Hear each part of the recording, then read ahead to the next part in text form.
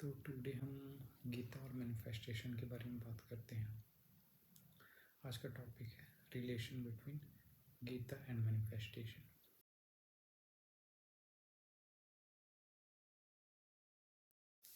तो मैनिफेस्टेशन क्या होता है? मैनिफेस्टेशन सिंपल वर्ड में ये है कि हम अपने थॉट्स, फीलिंग्स, वाइब्रेशंस और एक्शंस को जब एक डिज़ायर के ऊपर फोकस करते हैं या अलाइन करते हैं या हम उस वाइब्रेशन में बार बार वाइब्रेट करते हैं डिज़ायर के, तो वो चीज़ें मैनिफेस्ट होने लगती है। और अब गीता के ऊपर चलते हैं। तो according to Gita there are three paths of liberation. Path of knowledge, path of action and path of devotion. But हम यहाँ पे पाथ ऑफ एक्शन यानी कि निष्काम कर्म योगा के बारे में आज बात करेंगे।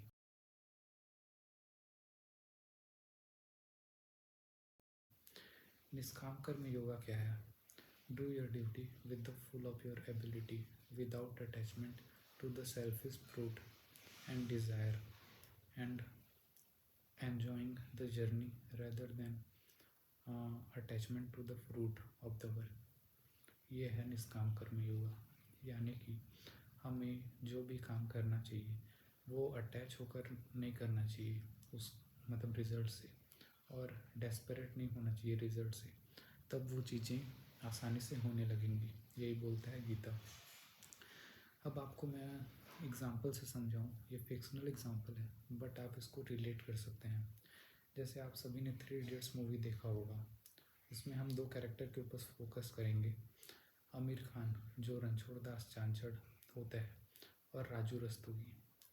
अब हम अगर आमिर खान के बैकग्राउंड के बारे में देखें तो वो एक माली का बेटा होता है, और जो वो माली होता है वो किसी किंग के अंडर में काम करते रहता है।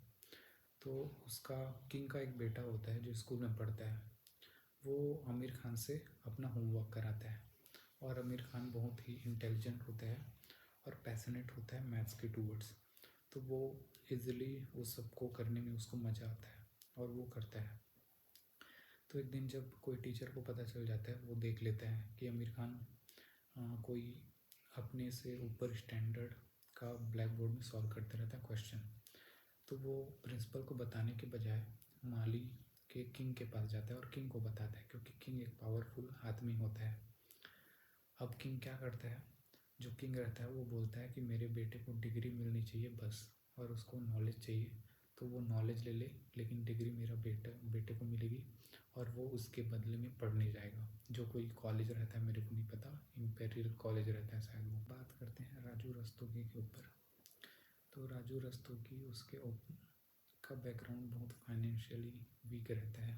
उसके पापा पैरालाइज रहते हैं और उसकी एक बहन रहती है जिसकी शादी नहीं होती रहती है, क्योंकि दूल्हे वाले डॉरी का डिमांड करते रहते हैं।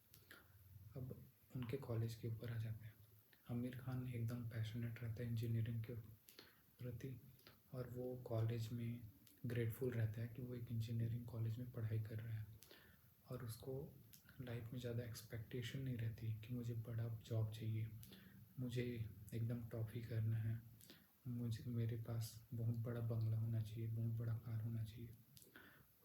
और वो ज़्यादा एफर्ट भी नहीं देता, वो बहुत कम पढ़ता है और एफर्ट उतना नहीं डालता, लेकिन उसका रिज़ल्ट बहुत अच्छा आता है क्योंकि वो पैशनेट रहता है और जो डिज़ायर रहता है उससे अटैच नहीं रहता, डेस्परेट नहीं रहता।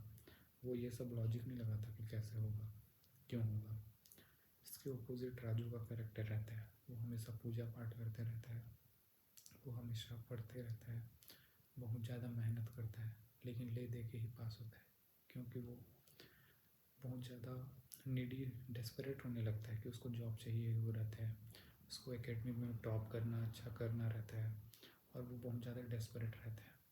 तो वो लेकिन जब रिज़ल्ट आता है सेमेस्टर का, तो रणछोड़ दास चांचड़ यानी कि आमिर खान टॉप कर देते हैं, जबकि राजू रस्तोगी मुश्किल से लास्ट रैंक में पास होता है, ले दे के पास होता है। तो अब हम लोग एंड ऑफ द मूवी देखते हैं कि जो रणछोड़ दास चांचड़ यानी कि आमिर खान रहता है, वो बहुत बड़ा साइंटिस्ट रहता है, जबकि राजू रस्तोगी वो भी ठीक करते रहते हैं लेकिन जो आमिर खान रहता है वो एक्सेप्शनल रहता है, उसको जापानीज़ और बहुत सारे लोग खोजते रहते हैं। आप ये बोलेंगे कि ये सब फिक्शनल स्टोरी है, लेकिन ये सब आप रिलेट कर सकते हैं रियल लाइफ से भी। आपने रियल लाइफ एग्जांपल्स में भी देखे होंगे कि आपके पड़ोसी, नेबरहुड या रिलेटिव्स या दोस्त में से भी कई लोग जो रहते हैं जो बहुत कम मेहनत करते हैं और बहुत अच्छा रिजल्ट आ जाते हैं, मतलब उनका हर चीज़ अच्छा होते रहता है। जबकि आप कई लोग देखे होंगे जो बहुत ज़्यादा एफर्ट डालते हैं, बहुत ज़्यादा मेहनत करते हैं, लेकिन वो हो नहीं पाता उनसे। तो ये सब का कारण मैनिफेस्टेशन है। अब मैं आपको रियल लाइफ एग्जाम्पल से समझाने की कोशिश करता हूँ। अगर आप संदीप सर को फॉलो करते होंगे, संदीप माहेश्वरी सर, तो उन्होंने अपने एक सेशन में बताया था कि दो दोस्त रहते हैं जो इंटरव्यू देने जाते हैं।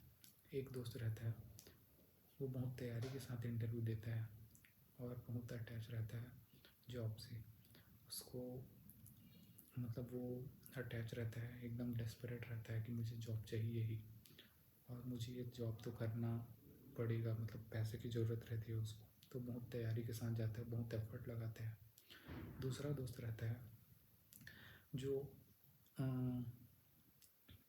वो जाते ही नहीं रहता है इंटरव्यू के लिए, लेकिन वो इसलिए चले जाता है क्योंकि पहला दोस्त उसको बोलता है कि भाई मेरे को डर लग रहा है, मैं अकेले कैसे जा पाऊँगा, तू साथ चल ना करके। तो उसको इंटरव्यू देना नहीं रहता है, लेकिन वो चल देता है ऐसे ही टाइम पास के लिए।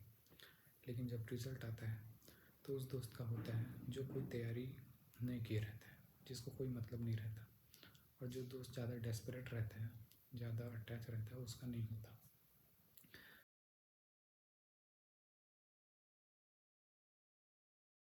अब मैं एक अपना रियल लाइफ एग्जांपल देता हूँ। एक सर थे जो स्टेट पीसीएस होता है, जो पीएचडी कंडक्ट कराती हैं वॉरिस स्टेट में। वो तैयारी कर रहे थे तो 2-3 अटैम्प्ट से उनका प्रीलिम्स रुक रहा था, 1-2 मार्क्स से। ऐसा नहीं कि बहुत बड़ा मार्जिन था, 5-6 या 10 मार्क्स, 1-2 मार्क्स से उनका प्रीलिम्स नहीं रुक रहा था, नहीं हो पाता था। तो वो एनालाइज़ किए कि मैं क्या गलती कर रहा हूँ, या तो मेरे एफर्ट में कमी है, एफर्ट तो बहुत डाल रहा हूँ फिर भी हो नहीं रहा है। तो वो एनालाइज़ किए तो क्या हुआ, वो पहले जॉब करते थे एक सॉफ्टवेयर कंपनी में, बीटेक किए थे तो, लेकिन उनका पैकेज उतना अच्छा खासा था नहीं। तो उन्होंने वो जॉब छोड़कर ये स्टेट पीसीएस का तैयारी किया।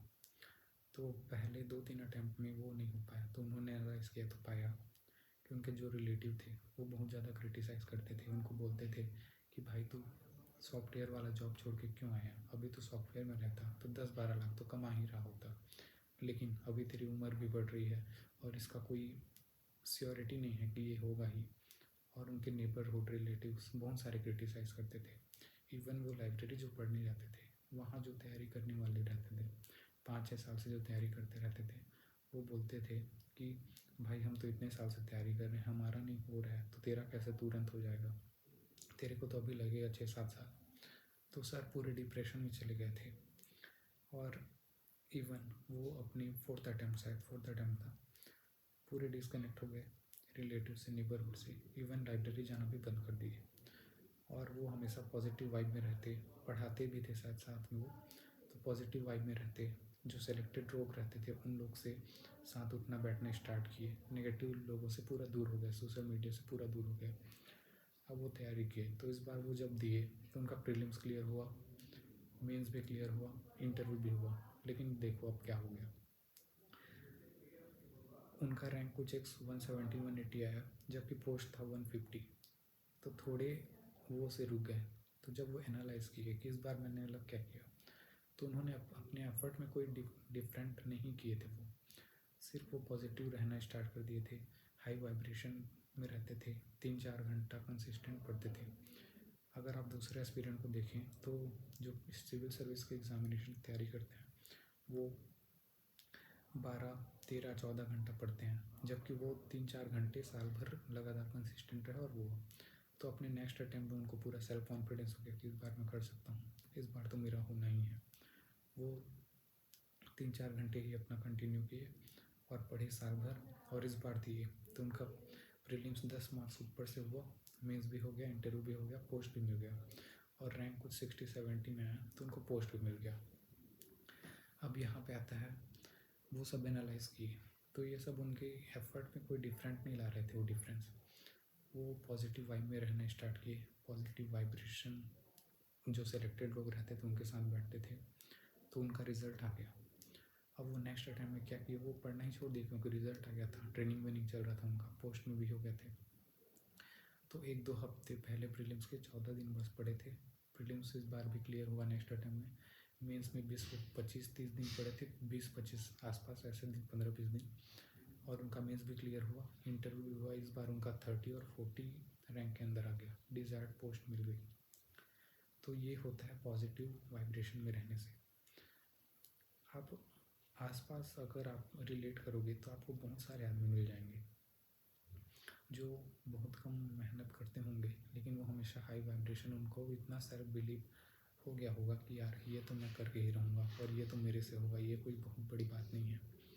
और ख़ास करके वो इतना लॉजिक नहीं लगाते होंगे कि भाई ये तो इतना बड़ा है, हम कैसे करेंगे।